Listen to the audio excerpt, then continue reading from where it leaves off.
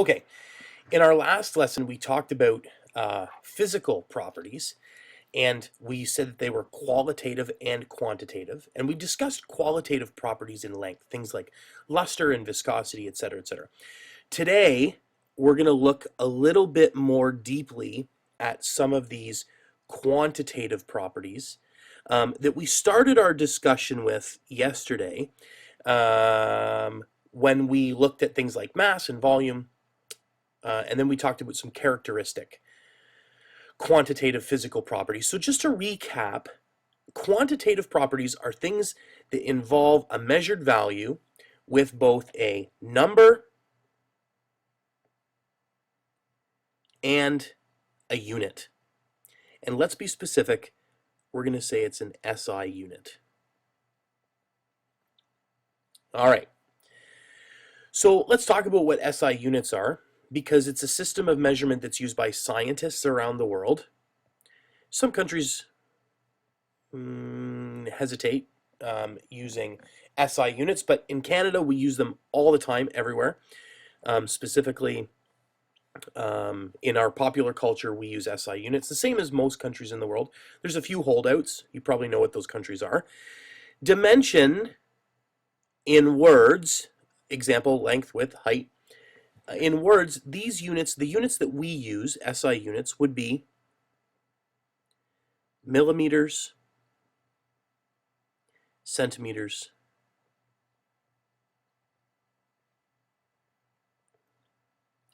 and things like meters, etc. We'd also use kilometers. And so the symbols that we have for these are, of course, then millimeters, centimeters, meters, kilometers. You know these well. All right, so that's units of dimension. Okay, mass in SI units is measured in base units of grams. So we would have milligrams, which we know are really small, grams, and of course the heavier, kilograms.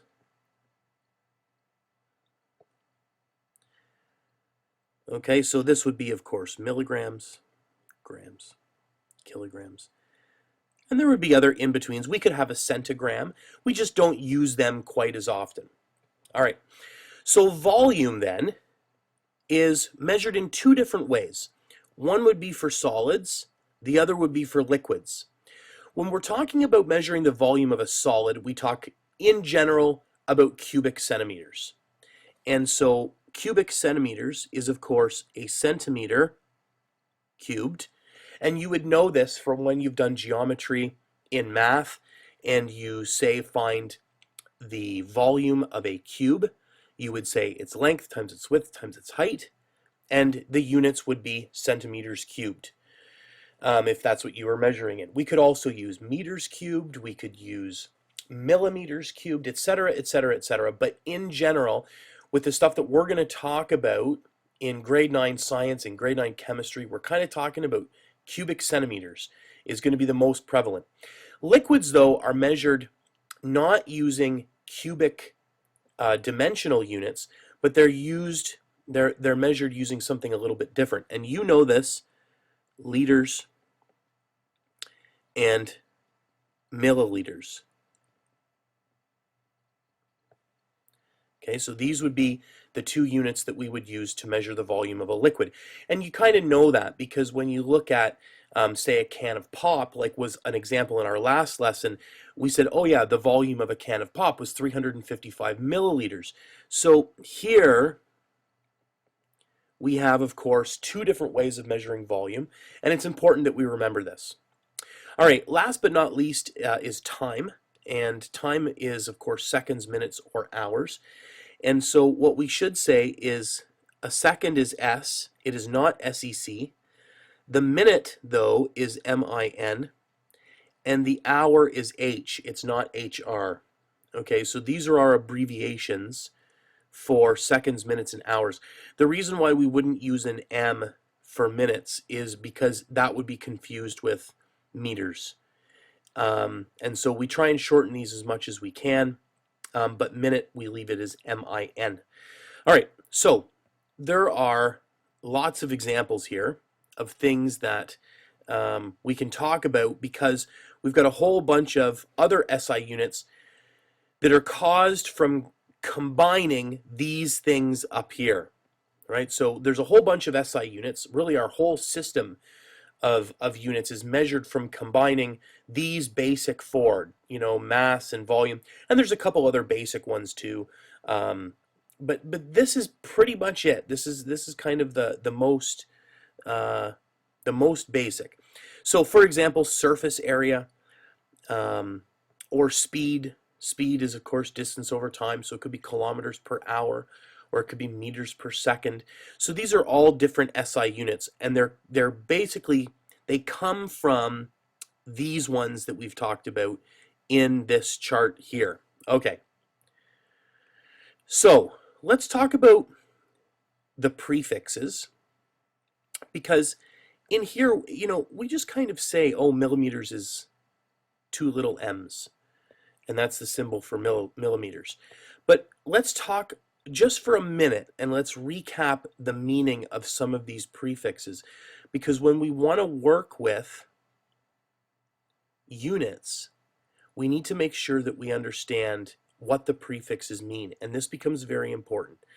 So kilo, its symbol is a K, is a small letter K, and its meaning is 1,000 times.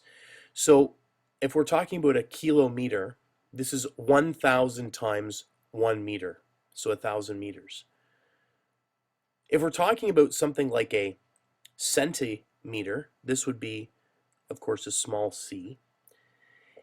And a centimeter is not bigger than a meter, it's actually smaller than a meter. And its meaning is 1/100th of a meter.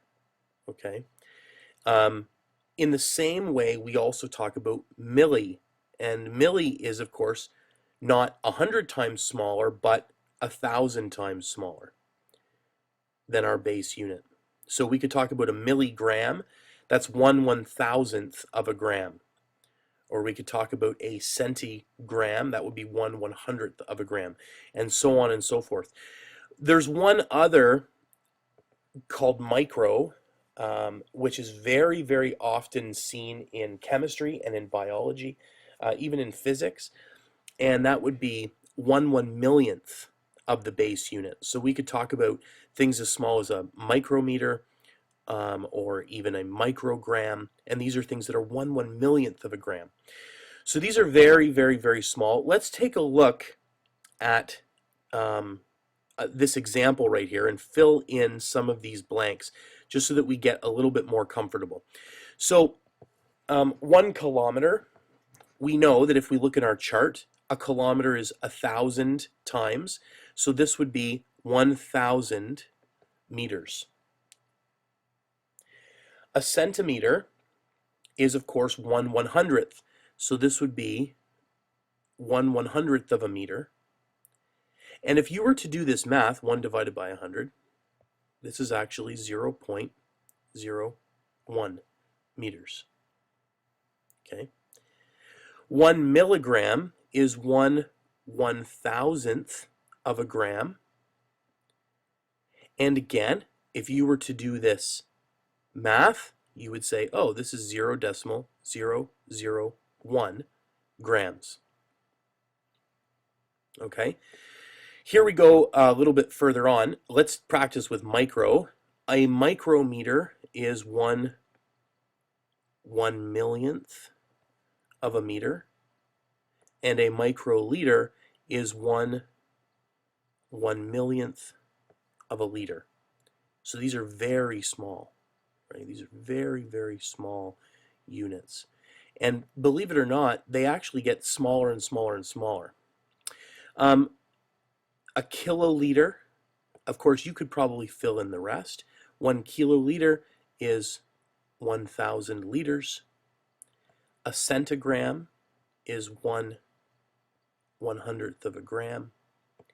And a millisecond is 1/1000th of a second. And so what we're doing here is that we're looking at this prefix and we're saying that it's equal to this. This prefix is equal to this. And that's exactly what those prefixes mean. Okay, so now that we've got that sorted out, let's talk about how we convert units. Let's talk about how we go through and how we actually convert units. And this is always a very difficult concept for students. We're going to talk about unit analysis, and it uses these things called conversion factors that relate one unit to another. Okay, so here's an example. We're going to work through this so that we can see kind of how we lay this out. So here's an example. We've got 5.3 liters, and we want to figure out how many milliliters that is. And so what we do is we look at these conversion factors. And so these right here, this example, this is what we call a conversion factor. It tells us how big is this in comparison to this. So here's one. We've got a liter, and we've got 1,000 milliliters. So I'm looking at this right here. This is one way of expressing this conversion factor. We could also say, though, 1,000 milliliters is the same as 1 liter. And you see how here the liters were up top and the milliliters were down below. Here the milliliters were up top and the liters were down below. These are the same thing, since we know for sure that 1 liter equals 1,000 milliliters. So we can express this conversion factor either in this way, or we can express it this way. Both of these things are correct. Why is that important? Well, when we look at the second bullet point right here, we're going to multiply the given amount by the correct conversion factor so that the unwanted units cancel and the required units remain.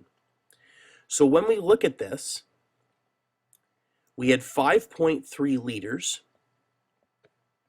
right here, and we're going to multiply by the conversion factor milliliters over liters. You'll notice that we have liters up top, and that simplifies with liters down below, and these two units then disappear, and we're left with simply milliliters, and there's our unit conversion. Okay, so the second conversion factor was used, this one right here was used in this case, and it's because we wanted liters to simplify with liters. We wanted them to divide out. And so that's exactly what they did. And so now what we can do is we can take a look at a whole bunch of different examples. Okay, so we're going to do this one right here as another example right now, and then we're going to leave this assignment to finish in class. But 12 kilometers, and we want to know how many meters 12 kilometers is. So the way that we would do this is that we would say, okay, 12 kilometers, and now we need to multiply by a conversion factor. So if we want this kilometers to simplify, we need to say that 1 kilometer goes down below.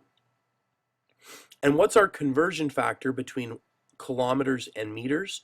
Well, to do that, we would look up here in our chart, and we would see that 1 kilometer is equal to 1,000 meters.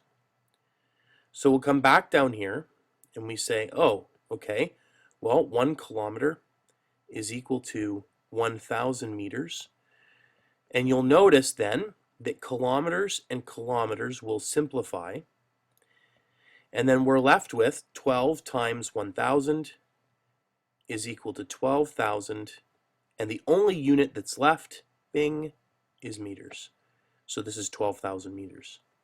Check the answer, and we're correct.